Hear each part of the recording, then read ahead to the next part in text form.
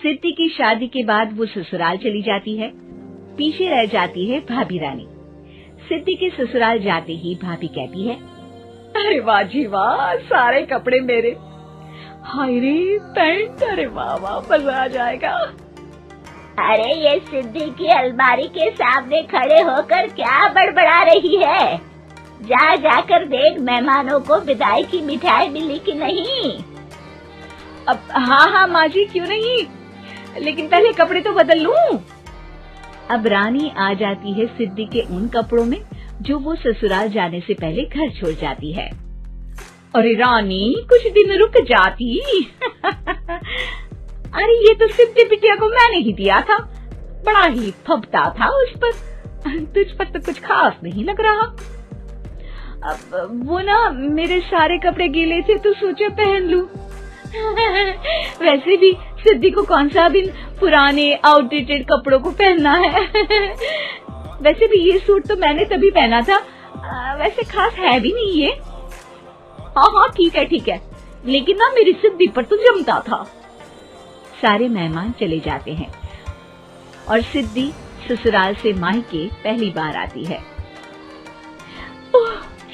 अपना घर, अपना कमरा, अपनी अलमारी। ये बोलकर जैसे ही सिद्धि अलमारी खोलती है तो सामने उसके कपड़ों की जगह कुछ और ही रखा होता है। माँ, ओ माँ, जरा कमरे में तो आना। सास और रानी वहाँ पहुँच जाते हैं।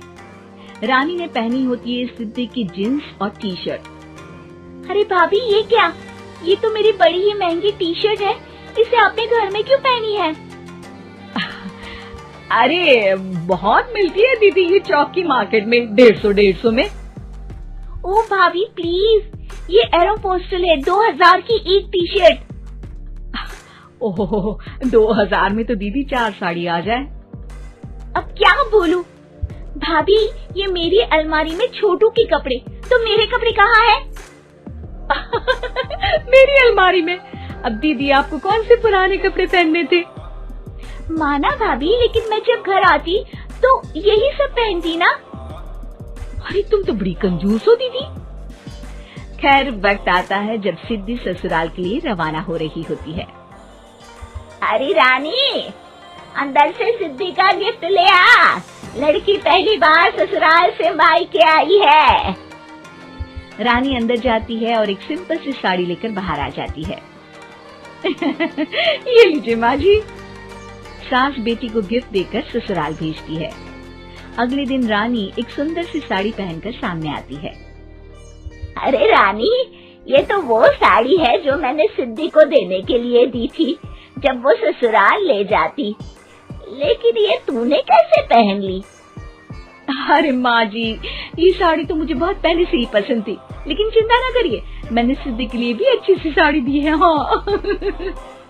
तभी सिद्धि का फोन आता है। क्या माँ, कुछ अच्छा तो दिया होता ससुराल ले जाने के लिए। अरे पहले दिखा दिया होता। ये चमकते हुए पैकेट में नौकरानी वाली साड़ी मत दिया करो माँ। अरे बेटे, वो तेरी भाभी ने ना गलती से उससे पैकेट बदल गया। हाँ, मैं कल ही तेरे भाई के हाथ से तेरा वाला पैकेट भेज दूंगी। अरे रहने दो माँ, आई एम श्योर भाभी ने अभी वही साड़ी पहनी होगी जो तुमने मेरे लिए रखी थी। तुम तो समझ नहीं पाई उनको। खैर छोड़ो, मैं ज्यादा बोलती अच्छी नहीं लगती, रहने दो, आपको उन्हीं के साथ रहना है, फिर बात करेंगे। सास को रानी पर गुस्सा आ जाता है। वो उसके कमरे में जाती है जहाँ वो शादी का एल्बम देख रही होती है। रानी, मार्केट जाकर एक ऐसी ही साड़ी लेकर आ, कल प्रतीक जाकर सिद्धि के घर दे आएगा। अरे क्यों माँ जी, कितनी साड़ी देनी है दीदी को? यहाँ कोई सेल लगी है क्या? अरे चुप कर, मेरे बेटी के हिस्से की साड़ी खुद पहन ली, अब ज्यादा ज्ञान बांट रही है। एक दिन सिद्धि का फोन आता है। माँ, मेरी सास ने आप सबको खाने पर बुलाया है।